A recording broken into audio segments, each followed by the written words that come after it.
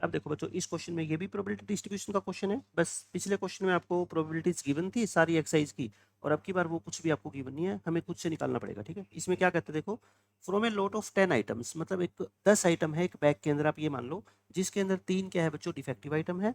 इसमें से हमने 5 आइटम का सैंपल ड्रॉ किया, और x जो वेरिएबल है वो क्या डिनोट करता है, number of defective items in the sample. यानी कि देखो मैं आपको डायग्राम बना के समझाता हूँ क्या मतलब है। एक बैग है, इसके अंदर बच्चों टोटल 10 आइटम्स है, इसमें से 3 आइटम क्या है, डिफेक्टिव, और बाकी 7 आइटम्स क्या है, गुड है। ठीक है, ये है। इनमें से हमने 5 आइटम सेलेक्ट करी, 5 आइटम्स इसमें से हमने ड्रॉ कर ली, यानी कि 10C5 हो जाएंगे टोटल केसेज। और x जो वेरिएबल है ना, वो क्या डिनोट करता है बच्चों, x number of defective balls को। तो आप मेरे को ये बता दो कि x की वैल्यू क्या क्या हो सकती है। डिफेक्टिव बॉल कितनी हो सकती है इन 5 में, 0 भी हो सकती है, एक भी डिफेक्टिव ना आए, एक हो सकती है, 2 हो सकती है, या 3, ज्यादा नहीं हो सकती। क्यों, डिफेक्टिव बैग है ही 3 बैग के अंदर, तो x की वैल्यू 0 1 2 3 हो सकती है। ठीक है, और अपने को निकालना क्या है, वेरिएंस को कहता है सिग्मा स्क्वायर से अगर डिनोट किया जाता है, तो 96 सिग्मा स्क्वायर की वैल्यू निकालो, मतलब कि वेरिएंस निकाल के और उसको 96 से क्या कर दो, मल्टीप्लाई कर दो। अब अपनी जो टेबल है वो ऐसे बनेगी अब की बार, है ना। देखो मैं पिछले क्वेश्चन की तरह बिल्कुल सेम आपको टेबल बना के दिखा देता हूँ। एक कॉलम में x, दूसरे कॉलम में उसकी प्रोबेबिलिटी, x की वैल्यू 0 1 2 3।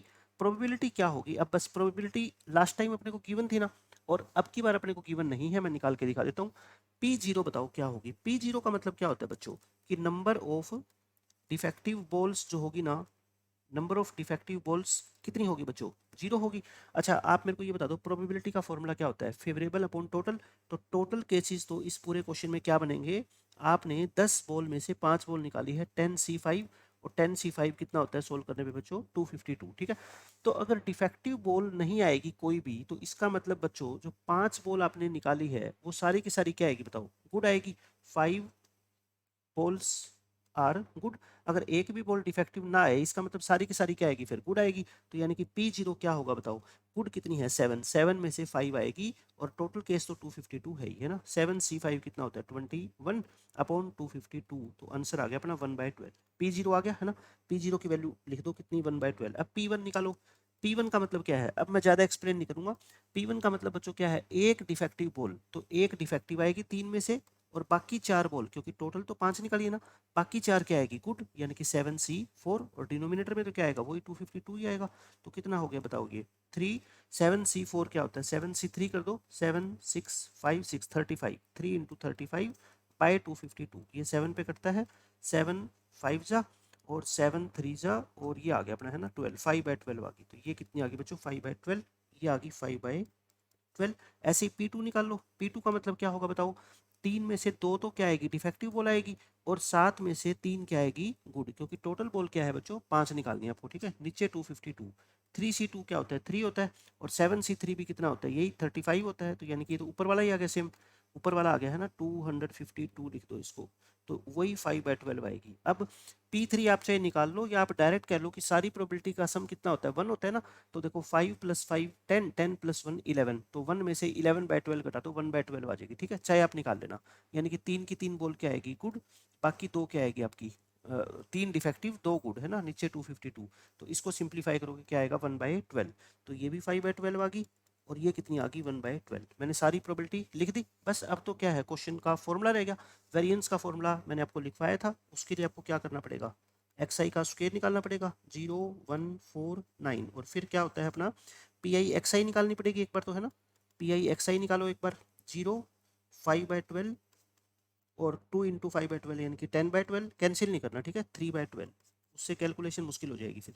और एक बार PI की मल्टीप्लाई किससे करो, XI के स्क्वायर से, यानी कि इन दोनों की मल्टीप्लाई क्या आएगी, 0 5/12, और इंटू कितनी, 1, 5/12 आएगी, और 5/12 इंटू 4 यानी कि कितनी आएगी, 20/12 आएगी, और 1/12 इंटू 9 यानी कि 9/12 आएगी, है ना।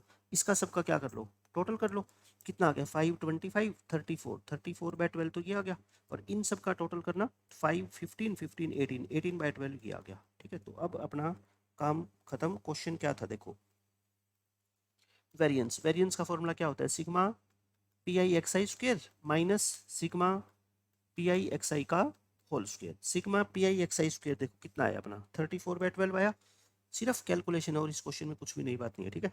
और ये कितना है बताओ, ये है 18/12। अच्छा 18/12 को तो 3/2 लिख सकते हैं ना, 3/2 लिख दो, और क्योंकि इसका अपने को क्या करना है, स्क्वायर करना है, ठीक है। तो ये कितना आ गया 17/6 माइनस 9/4, 6 और 4 का एलसीएम ले लो 12, 34 माइनस 27, तो आंसर कितना आ गया बच्चों 7/12। 7/12 इस क्वेश्चन का आंसर है। बिल्कुल आसान क्वेश्चन था, सिर्फ आपको, अच्छा इसमें क्या है 7/12 नहीं, ये तो सिग्मा स्क्वायर है ना, ये तो बच्चों क्या आ गया सिग्मा स्क्वायर की वैल्यू आ गई। तो अपना जो आंसर है वो कितना है 96 सिग्मा स्क्वायर है, क्योंकि ये इंटीजर टाइप क्वेश्चन था। 96 इंटू 7/12 कर दो, 12 8 जा 8 7 जा 56, तो 56 अपने इस क्वेश्चन का क्या आ गया फाइनल आंसर आ गया, ठीक है। बिल्कुल आसान क्वेश्चन है, सिर्फ आपको पता होना चाहिए कि इस तरीके के बैग में अगर 5 आइटम निकालेंगे कितनी डिफेक्टिव होगी। अगर मान लो 0 डिफेक्टिव है तो सारी की सारी गुड होगी, 1 डिफेक्टिव है तो बाकी 4 क्या होगी गुड होगी। ये मैंने आपको पूरा एक्सप्लेन करके क्वेश्चन समझा दिया है। अब ये क्वेश्चन देखो, ये भी बिल्कुल आसान क्वेश्चन है।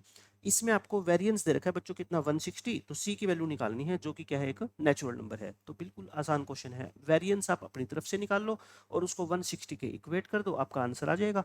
वेरिएंस का फॉर्मूला मैं बार बार आपको बताता आया हूँ बच्चों, जब फ्रीक्वेंसी गिवन हो तो हम क्या लिखते आए हैं, sigma F I X I square by N, N कह लो या सिग्मा एफ कह लो, है ना, एन कह लो या सिग्मा एफ आई कह लो बच्चों, एक ही बात होती है, ठीक है। टोटल नंबर ऑफ ऑब्जर्वेशंस को ही एन बोलते हैं, और यहाँ पे क्या होता है sigma F I X I upon N, यानी मीन, मीन का क्या होता है ये स्क्वायर होता है, ठीक है। बस थोड़ी कैलकुलेशन है और कुछ भी नहीं है। और जब मैथ सब्जेक्ट आपने चूज कर ही लिया तो कैलकुलेशन से तो कभी भी डरना है ही नहीं।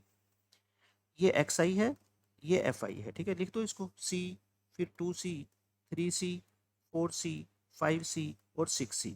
और ये 2 बहुत आसान क्वेश्चन है, क्योंकि इसमें देखो डाटा कितना छोटा है, सारी की सारी फ्रीक्वेंसी कितनी है लगभग 1 है, एक 2 है बाकी सारी क्या है 1 है। तो पहले क्या निकालो मीन निकालो, एफ आई एक्स आई करो, एफ आई एक्स आई कितना आ गया बच्चों 2 इंटू सी, और ये तो सारे सेम आएंगे 2C, 3C, 4C, 5C और 6C, इन सबको ऐड कर दो। 4 8 11, 11 और 5 16, 16 और 6 कितना आ गया 22C आ गया, ठीक है। अब क्या करोगे, अब देखो अपने को क्या चाहिए एक्स आई स्क्वायर चाहिए ना, जो चाहिए वो निकाल लो। एक्स आई का स्क्वायर कर दो कितना आएगा सी स्क्वायर, ये 4C स्क्वायर, 3C का स्क्वायर करोगे 9C square, 16C square, 25C square और 36C स्क्वायर, और ये एक्स आई स्क्वायर आ गया। इसकी मल्टीप्लाई किससे कर दो एफ आई से कर दो, F I into x I square लिख दो, ठीक है। लिखना है इसको एफ आई की मल्टीप्लाई यानी कि इसकी 2 से करो 2C स्क्वायर, इस 4C की 1 से, इनकी तो 1 से करनी है आगे तो, है ना, इनकी तो 1 से ही करनी है अब तो। इसलिए ये क्वेश्चन क्या है बिल्कुल आसान है, 25C स्क्वायर और 36C स्क्वायर, इनका सबका अपने को क्या चाहिए सम, 6 15 31 36 56, और ये कितना आ गया 92 आ गया, है ना, 92 आ गया क्या, ठीक है 92 आ जाएगा। और एफ आई एक्स आई का अपना सम पहले आ ही चुका, तो अब क्या कर दो बस फॉर्मूले के अंदर वैल्यू पुट कर दो।